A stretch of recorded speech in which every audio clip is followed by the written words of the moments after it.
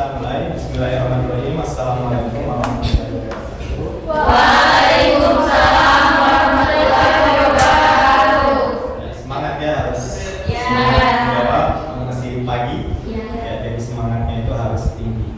Jadi alhamdulillah kita harus senantiasa pada hari ini kita masih diberi kesempatan untuk datang di tempat ini, datang di kampus dalam rangka mengikuti perkuliahan. Ya, sebagai mahasiswa salah satu kewajiban kita itu adalah mengikuti perkuliahan. Nah, pada hari ini kita akan melanjutkan kembali pertemuan kita yang pekan lalu di mata kuliah konsep dasar sains MISD. Nah, sebelum lanjut, pada pertemuan sebelumnya kita sudah membahas mengenai pentingnya pembelajaran IPA di sekolah dasar atau MI. Ada yang masih ingat? Ya, mungkin ada yang bisa memberikan review ya atau komentar terkait kesimpulan kita pada pembelajaran sebelumnya terkait apa pentingnya di SD itu harus belajar sains atau belajar IPA. Silakan ya. Namanya ya siapa? Baiklah, perkenalkan nama saya Dinda Dwi Jaya Tumalun. Saya akan menjawab pertanyaan dari Bapak. Oke, jadi pembelajaran sains atau IPA di sekolah dasar atau MI itu sangat penting karena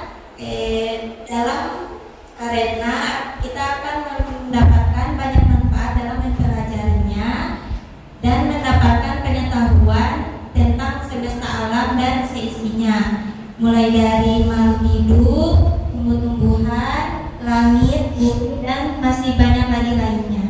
Terima kasih. Baik, terima kasih. Ada lagi yang ingin menambahkan? Ya, silakan. Perkenalkan, nama saya Asyifa Putra Rahim,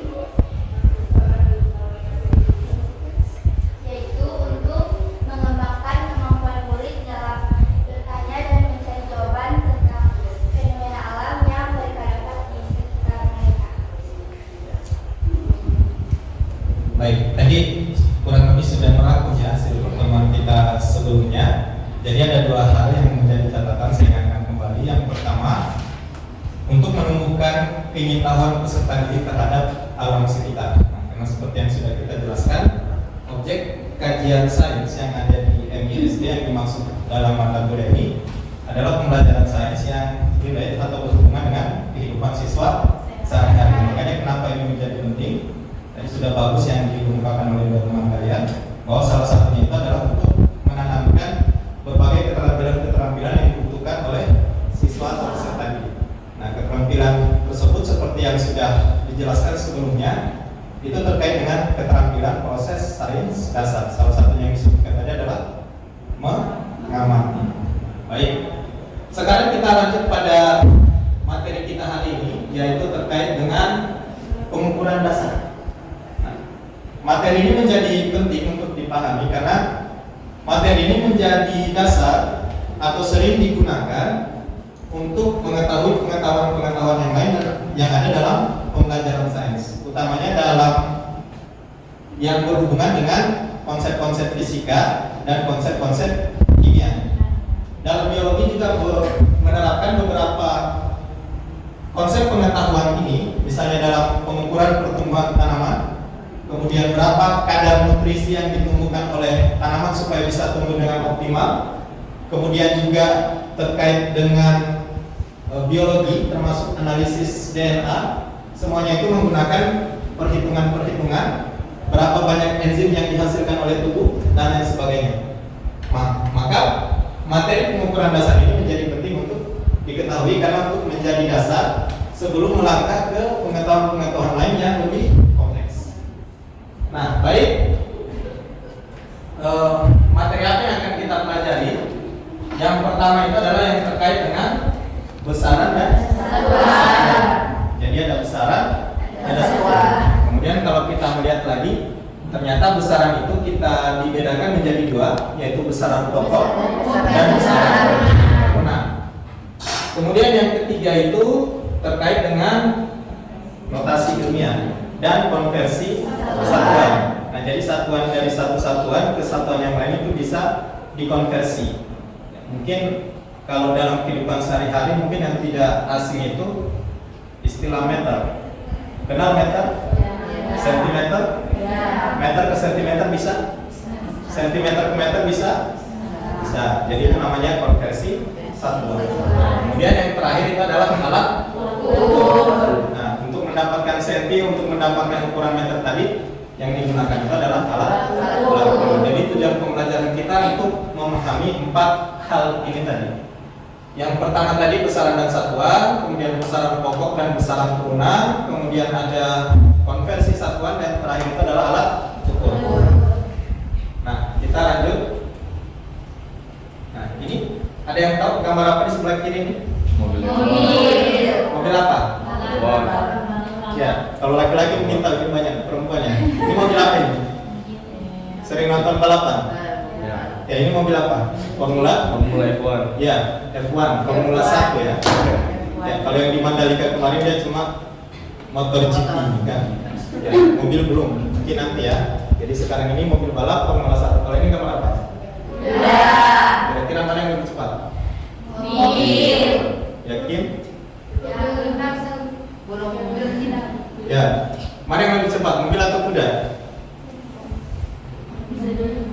Ya. Ada yang bisa beri tanggapan? Ya.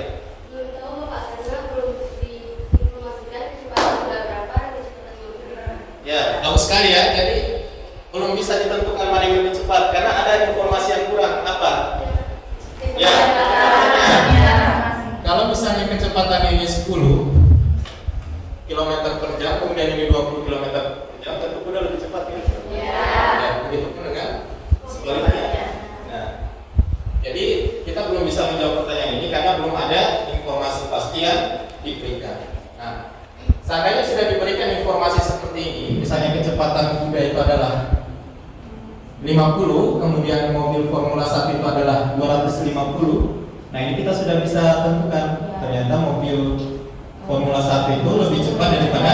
Nah, walaupun secara umum kita tahu kalaupun kecepatannya maksimal pasti mobil lebih cepat. Tapi kita tetap membutuhkan informasi yang terkait dengan ini.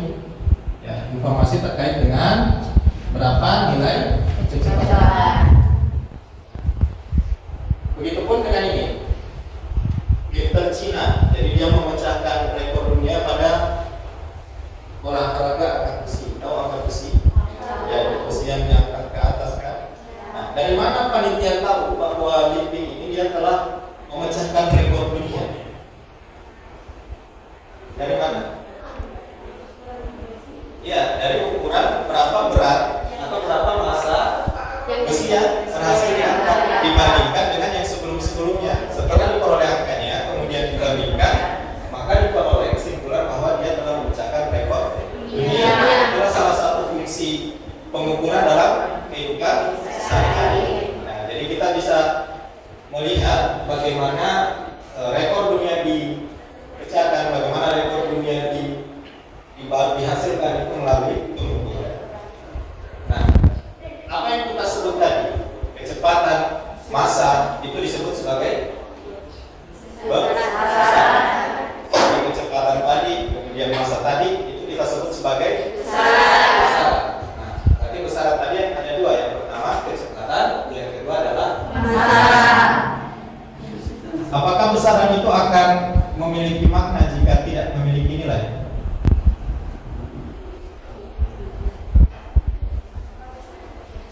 Misalnya ya, tinggi badan saya harus disebutkan nilainya.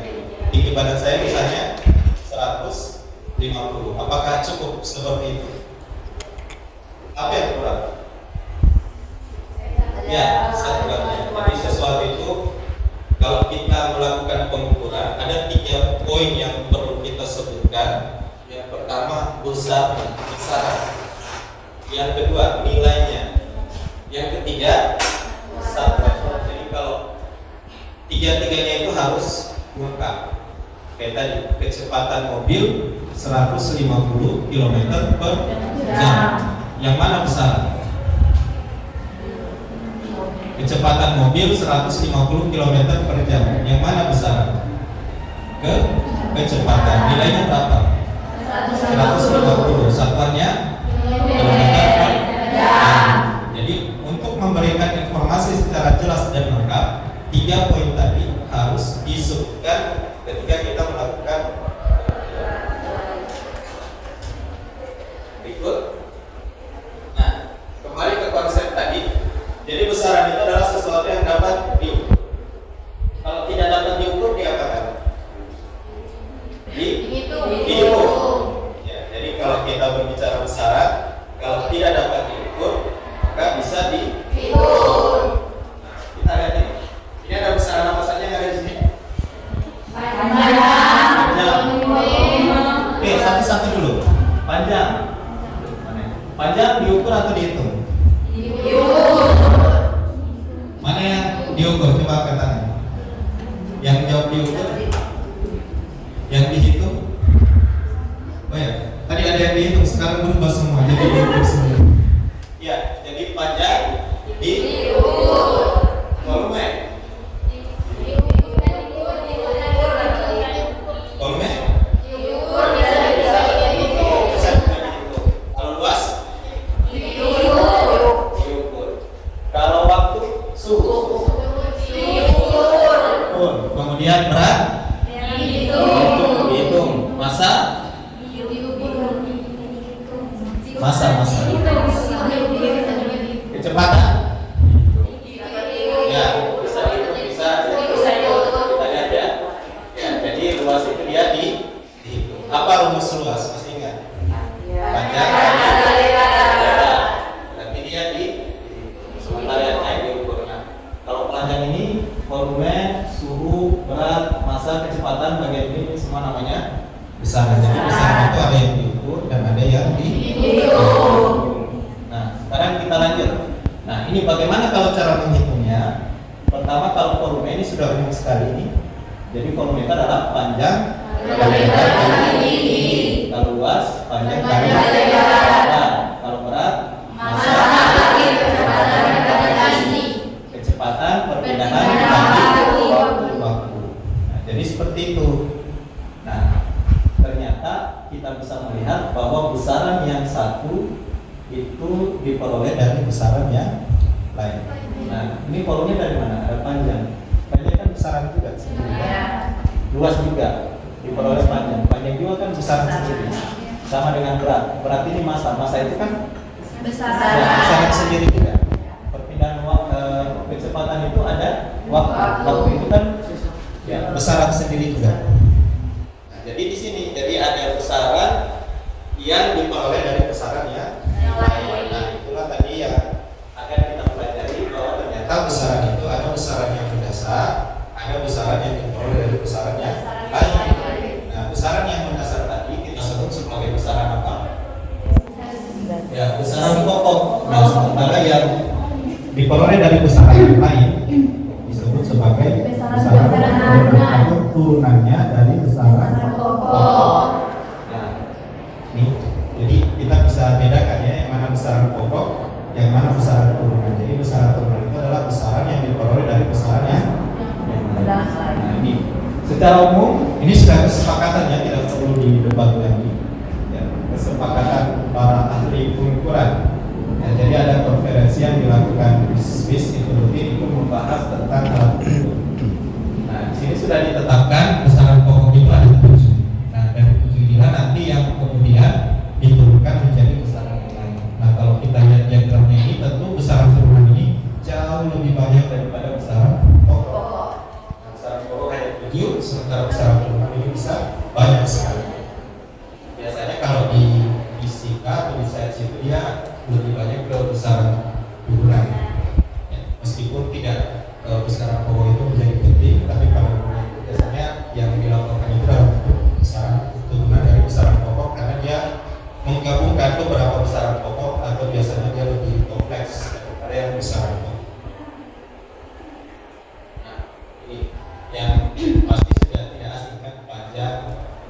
meter, massa, kilogram, waktu detik, suhu. Kalau suhu biasanya apa? Celsius. Nah, tapi ternyata yang waktunya itu adalah Kelvin. Nah, berikut. Nah, ini kita identifikasi tadi. Ternyata besaran yang sudah diidentifikasi tadi yang panjang karena tidak diperoleh dari besaran lain, maka disebut besaran pokok. Volume karena diperoleh dari besaran yang lain disebut besaran bulan. Diukur dengan luas diperoleh dari besaran yang lain ini disebut sebagai besaran bulan. Nah, kita lanjut. Nah, jadi yang pertama tadi kita sudah bahas bahwa besaran itu kita peroleh ada yang diukur dan ada yang diukur. Sekarang kita bahas yang diukur dulu. Diukur itu biasanya menggunakan yang kita sebut sebagai alat ukur. Nah, jadi pengukuran itu adalah membandingkan sesuatu yang akan kita ukur dengan nilai yang tertera pada alat ukur. Nah, jadi itu namanya pengukuran. Jadi pengukuran itu membandingkan sesuatu apa yang ingin kita ukur dengan alat ukur yang sesuai. Misalnya kalau panjang, alat ukurnya apa? Meter. Pernah ukur panjang pakai timbangan? Tidak. Ya, kenapa tidak pakai timbangan? Karena tidak sesuai ya. Masa ukur panjang pakai timbangan? Nah, jadi yang pertama alat ukurnya harus sesuai dulu. Nah, kalau tidak sesuai tidak bisa digunakan. Berikut. Nah, sama ini. Contoh ya, contoh kasus. Misalnya guru meminta 3 siswa untuk melakukan pengukuran panjang meja. Pernah mengukur panjang meja? Ya. Nah, ternyata siswa pertama itu melaporkan 1,5, siswa kedua melaporkan 150, siswa ketiga melaporkan 1.500. Nah, kira-kira dari 3 laporan siswa ini yang mana yang betul? Ya, silakan.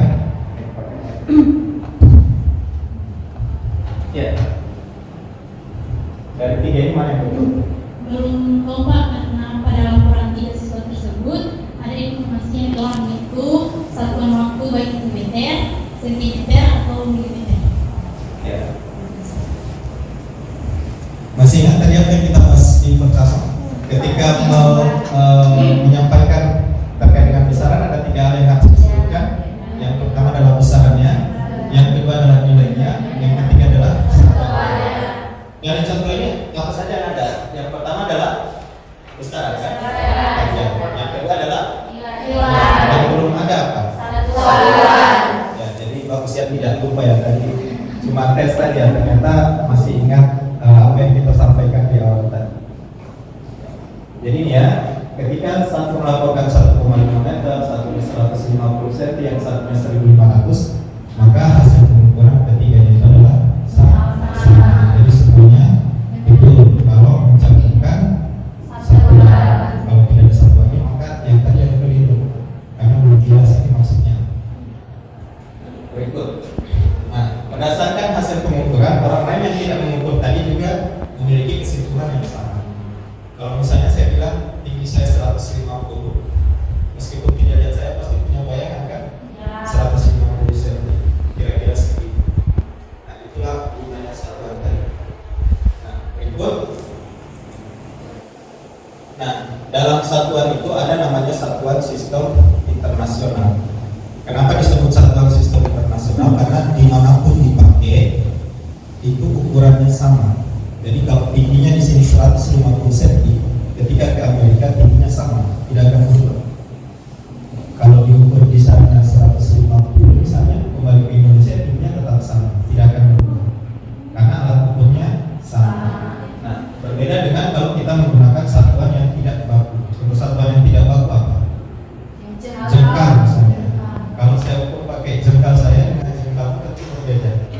Ya, misalnya saya 150 jengkal, tentu akan berbeda dengan jengkal karena kecil kan. Nah, jadi itu satuan tidak baku karena nilainya bisa berbeda antara satu tempat dengan tempat yang lain. Nah, berikut kita akan bahas mengenai satuan sistem internasional. Nah, secara umum itu ada 2, yaitu yang kita sebut sebagai MKS. MK ini apa? Meter, kilogram,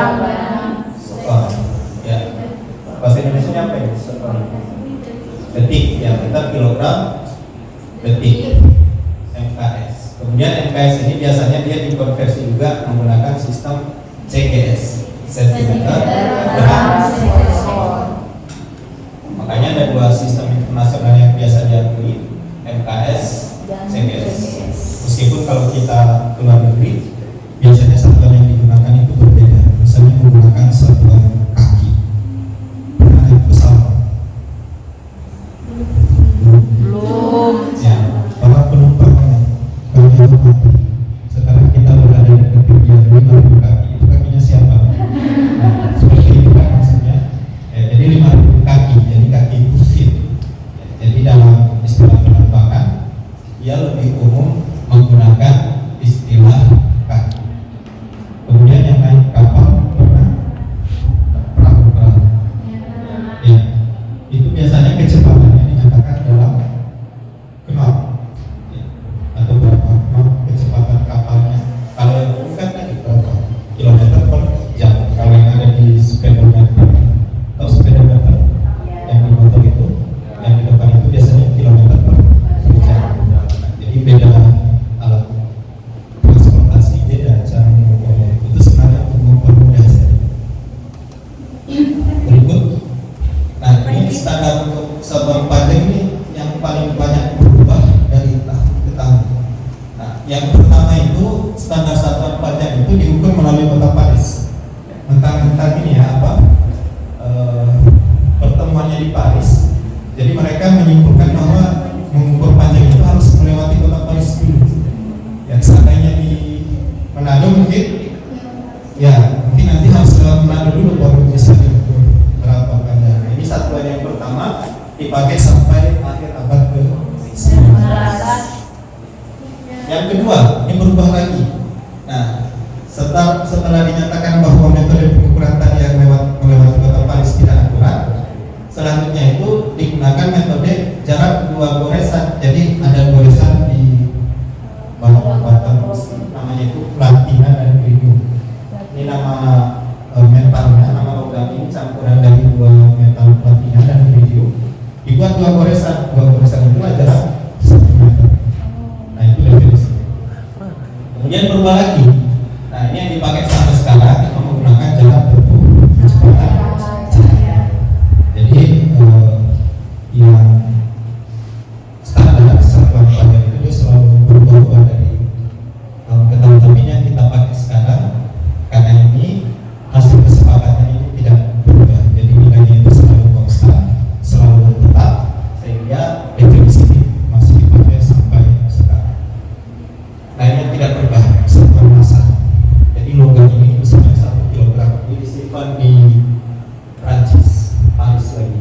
Memang karena pusatnya di sana. Jadi standar bagaimana untuk membuat alat timbangan di tempat lain, jadi dibawa ke sana dulu, dibuat duplikatnya. Tapi yang aslinya disimpan di sana di museum kan. Jadi yang kita pakai semua standar satuan 1 kilogram yang ada di seluruh dunia ini hasil duplikasi dari beratnya ini. Nah ini beratnya 1 kilogram. Nah ini yang standar untuk waktu. Waktu ini harusnya dia menggunakan gelombang atom. Nah, ini semakin rumit mendefinisikannya.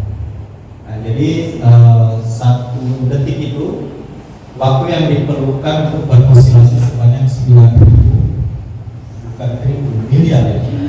9.631.771.770 kali. Nah, bayangkan ini berapa lama, banyak sekali. Ternyata waktu kita 1 detik itu ternyata atom ini sudah berosilasi sebanyak 9 miliar kali. Tahu osilasi? Gerak bolak balik. Ya, jadi dia sudah bolak balik sebanyak 9 miliar kali. Kita baru 1 detik. Nah, berikut hal yang perlu kita ketahui berikutnya itu terkait dengan notasi ilmiah. Nah, terkadang kita agak susah ya mengukur sesuatu yang besar sekali. Kayak tadi, coba sebut berapa? 9 miliar juta ratus kan? Nah, makanya kita dipermudah dengan yang disebut sebagai notasi ilmiah. Notasi ilmiah itu biasanya dalam bentuk puluhan yang berpangkat. Nah, dimensi manusia itu biasanya ya 11 meter, 1 meter dan lain sebagainya. semakin besar diameter bumi itu adalah 10 pangkat 7 meter. Ya, 10 pangkat 7 meter. Berapa juta ini? Nolnya ada berapa? Nolnya ada 7. Nah, kalau kita tuliskan itu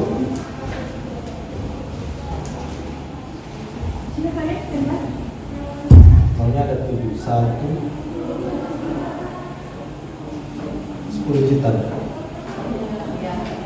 Kan repot kan kalau misalnya kita harus menulis 10 juta. Nah, sama juga dengan tanggal sekarang kan, harga 10.000 ditulis berapa? Ya, ini kan hemat kan, jadi nolnya bisa lebih banyak dibandingkan ditulis dengan nolnya yang panjang. Nah, sama dengan ini, jadi tujuan notasi ilmiah itu untuk mempermudah dalam menyebutkan nilai dan satuan tadi. Nah, sama dengan ini. Tahu jarak bumi ke matahari berapa kilometer? Ada 150 juta kilometer. Nah, kira-kira kalau nolnya ini ada berapa nolnya?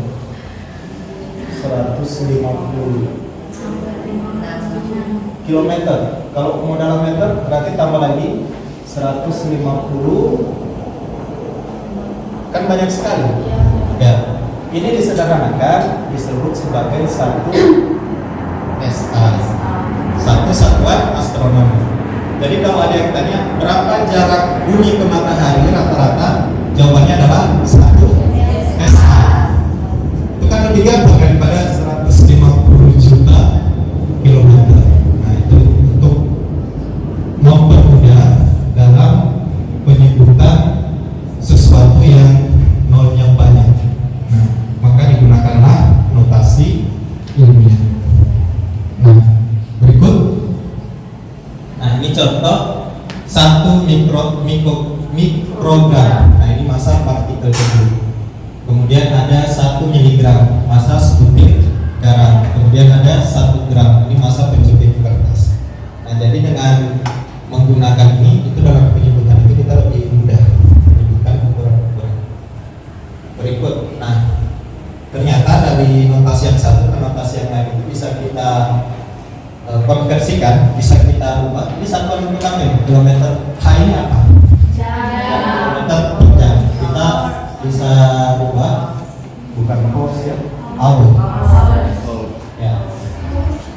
Nah, ini bisa kita ubah konversi dari kilometer per jam menjadi kilometer per menit. Nah, ini kita harus paham dulu bagaimana merubah kilometer, kemudian bagaimana merubah jam ke menit. Masih ingat 1 jam itu berapa menit? 60. Makanya ini 1 jam 60 menit. Kalau 1 menit berapa detik? 60 detik. Kalau 1 jam berapa detik? Dari mana 3.600? Ya, 60 dikali 60. Nah, berikut. Nah, bagaimana kalau dinyatakan dalam meter per menit? Siapa yang bisa? Satuan ini dalam meter per menit. Ada yang bisa? Ya, silakan. Di papan tulis bisa, biar bisa dilihat sama yang lain.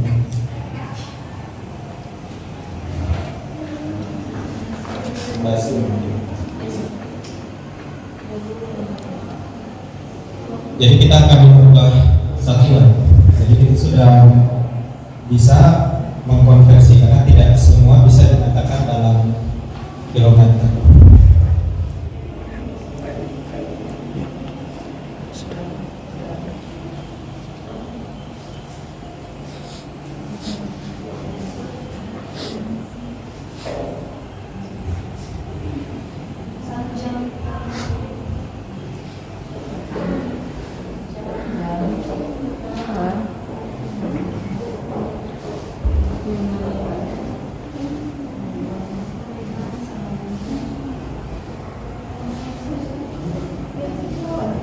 Di bawah. Jadi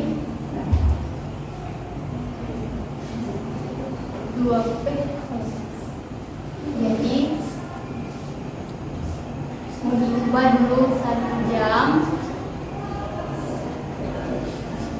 per 60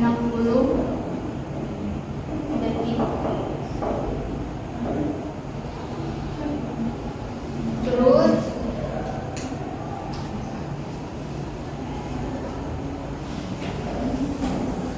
1000 meter per 1 kilometer.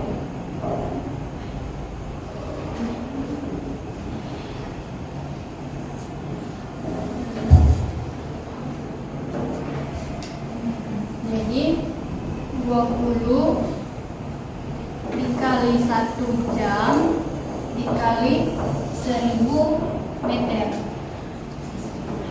per 60 kali 1 kilometer.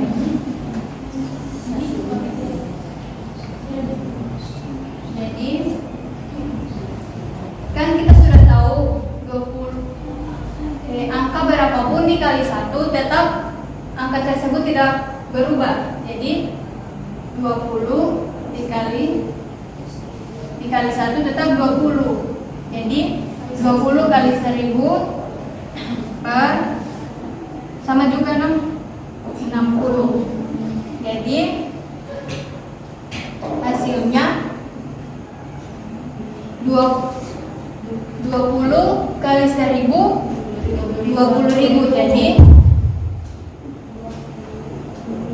20.000 per 60. Jadi bisa disederhanakan tidak? Bisa. Toh? Jadi 2000 per 60. 6 meter per menit.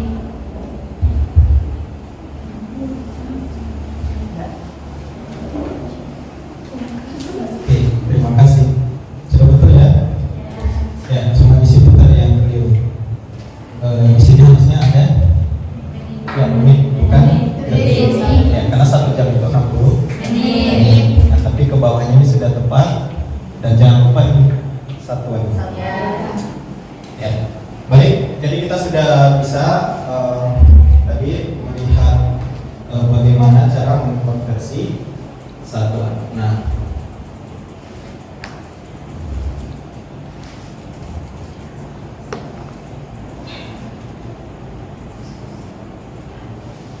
ya.